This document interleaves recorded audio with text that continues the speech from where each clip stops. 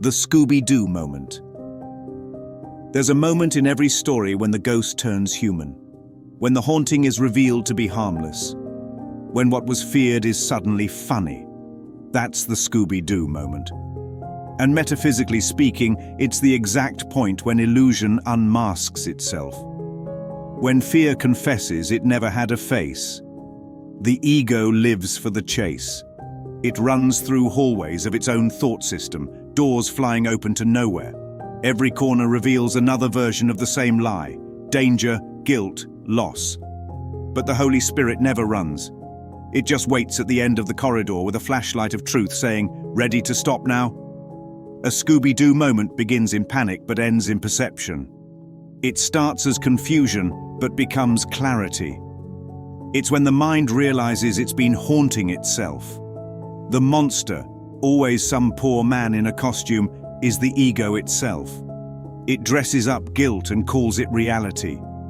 It hides its shame behind a mask of control, success, or righteousness.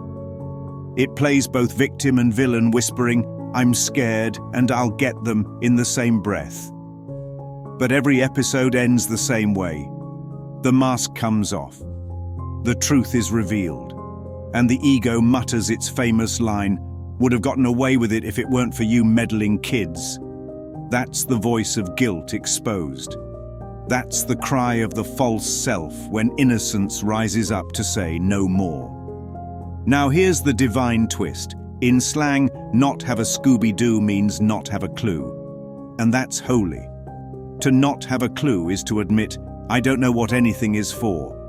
That's the doorway to revelation. The Course says, resign now as your own teacher.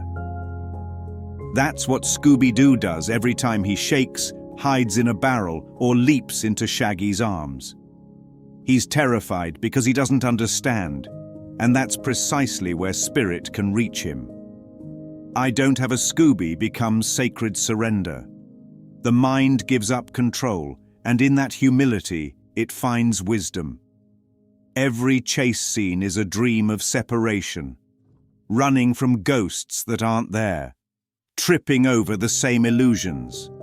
The ego's footsteps echo loud, but they're hollow, because every ghost, ghoul, and phantom is just an unhealed thought pretending to be external.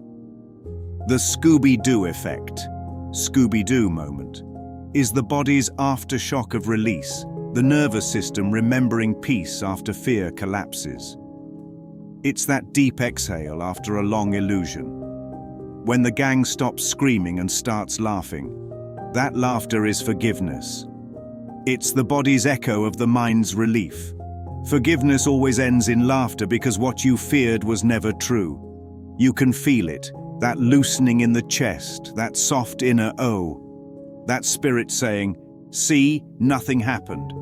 And here's what's wild. Sometimes the unmasking happens by accident. The gang doesn't figure it out. They stumble into grace. A fall, a trip, a sandwich gone wrong, and the mask drops. That's how awakening works. It's not earned. It's revealed. It's not the cleverness of the seeker, but the inevitability of the seen.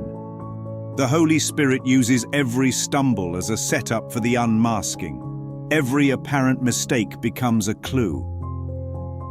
And when the ego's disguise slips, the light floods in like the last scene of the cartoon.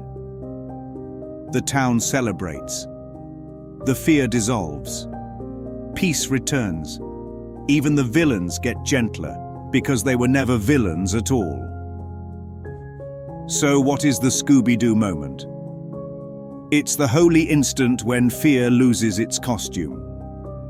When what terrified you becomes transparent. When the body stops trembling and the mind stops running. It's when you see that the ghost was guilt, the mask was the self, and the laughter was the truth. It's when forgiveness unmasks perception and leaves only peace standing in the light. Because once the mask falls, only love remains. That's the Scooby-Doo moment. The moment when the mystery machine stops running, the gang breathes again, and peace, not panic, drives the mind home.